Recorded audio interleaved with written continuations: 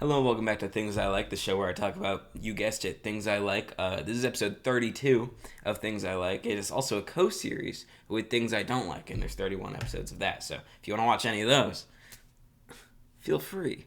Anyway, it's been a while, guys. It's been a little while. I've been a little busy. I've been doing midterms. Midterms are evil. I don't think they should exist. I don't think any tests or homework or anything that counts towards a grade should exist. I think you should just like go to class if you want, and they should let you go to more classes if you want. I mean, then that way, the only people who actually like really learn are the people that'll like go into the world with stuff.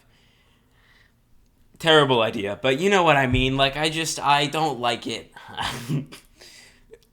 Student doesn't like grades? No way!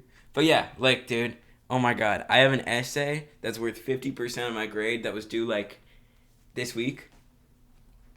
That was horrible. That was so bad. That's the worst I've ever felt.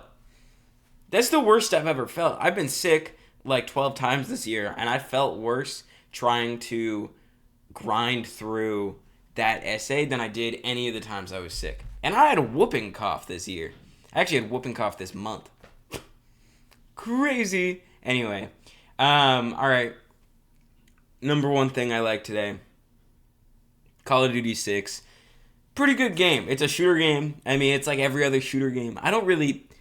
What's the difference, man? What's the difference? I guess this shouldn't really be a thing I like, but it is. Like, I have fun playing it. Like, it is an enjoyable experience to play Call of Duty 6. Like, I am playing it all the time. I played it for like 2.5 hours today because I had fun. I have fun playing it, and there's like a lot of people in the game that I can shoot. I don't. What? Okay. What am I talking about? You know what I mean? It's just kind of like it's a format that works for them. Call of Duty is a format that works for Call of Duty. They sell games off that, you know? But the thing is, it doesn't, no matter how good graphics get and how good anything like that gets, how good computers get, how good all these other games get, Call of Duty inherently just still feels like that it has that slight amount of clunk that they still had in Call of Duty 2. In Call of Duty 2, I played a ton of. It feels the same. It feels like the same game. There's a slightly different mechanic where you can like turn around while laying down. That's it. That's like the biggest change. They call it like universal movement. Way too good of a name for that. But it just means you can like slide and dive sideways and backwards. And like that's cool and all. But like how different is that? 4 games later. How that is that like really the biggest change? Like I'm like it's just a little it's just a little interesting. Just a little interesting. I don't know. I'm just saying. I'm just saying. But yeah, it doesn't.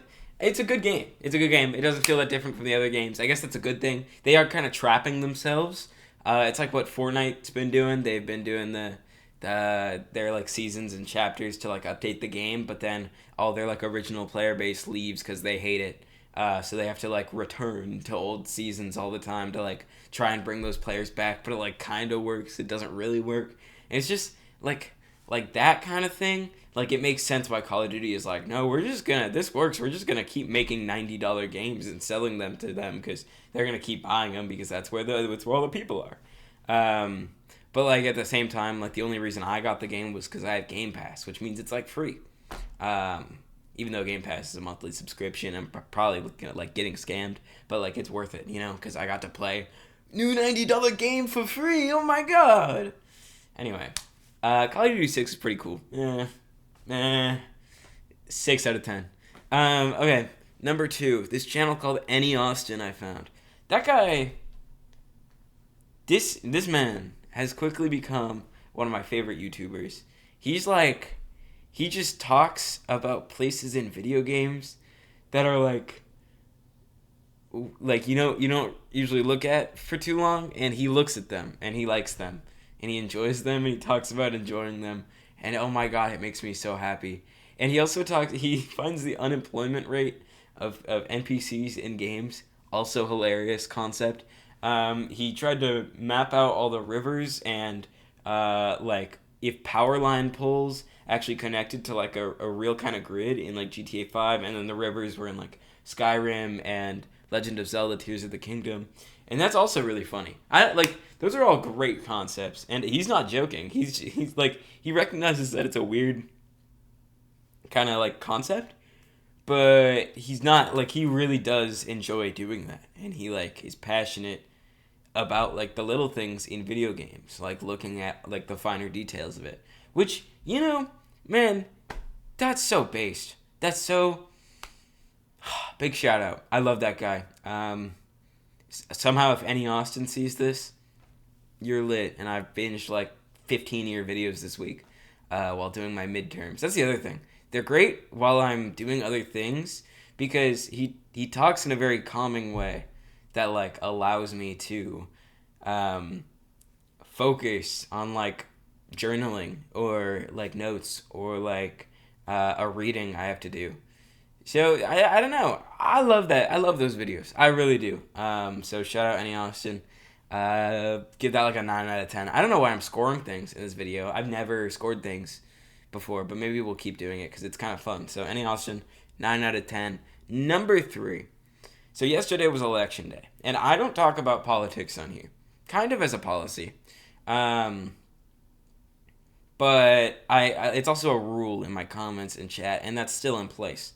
But I do want to say I like the fact that I can vote and that I like watching voting happen. I like, as much as it's stressful and as much as it matters, I like the simple fact, much like I like the World Cup, I like the simple fact that I can sit and watch something that so many other people are watching at the same time, and it's like it's just this sense of like community that even though it's the most divided we can be, because it's literally like if you're looking at an election map, it's like two colors, and that's like in their opposites. Actually, the opposite of red in reality is green. If you didn't know that, but they're opposites. Everyone thinks that red and blue are opposites.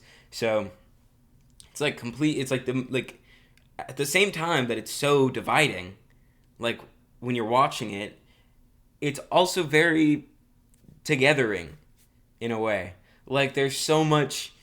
There's so many people looking at the same thing as me. There's so many people that care and cast votes and want something out of this. And if they don't get it, they're going to rally harder.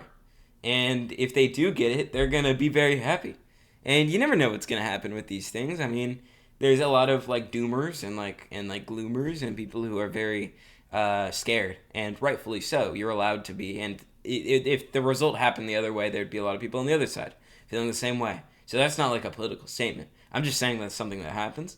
But like, I think what's so interesting is that in the scheme of like however many years America has existed, like the 300 years or whatever America has existed, there is so much. 250. Sorry, couldn't move on until I corrected that. That happens sometimes.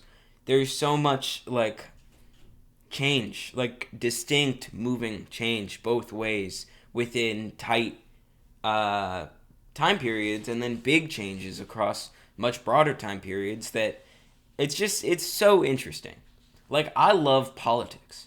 I follow politics closely. One day I might go into politics. I think about that regularly. I genuinely have so much interest in politics and like what like makes a good society, and like how best to keep things going well for as many people as possible forever. I am so interested in that, especially because politics is the only like en masse way to like really make decisions that affect like humanity, which is so interesting. Like, I know that politics are very local to one country, and I know that as an American, saying like, oh, our politics affect humanity is a terrible take, and it's like goofy. Like, I recognize that.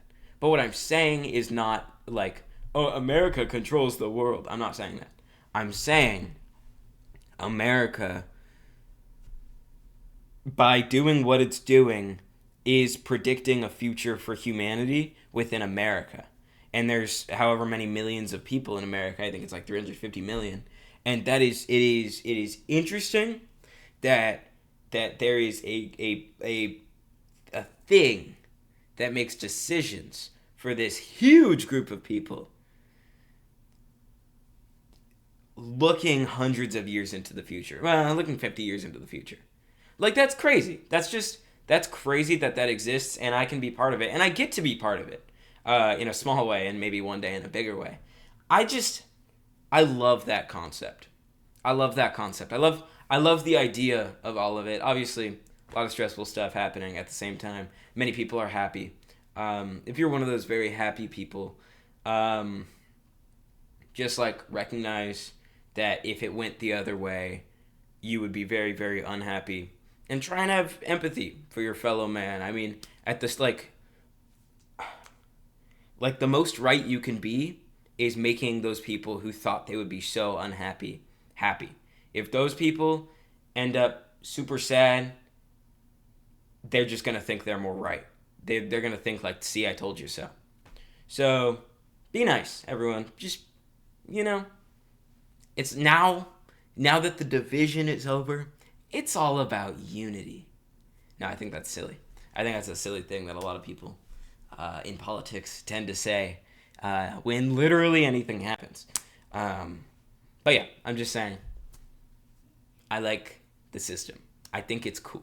I think it's a cool, big idea that a lot of people miss. I mean, we take for granted our ability to vote. I mean, so many people don't.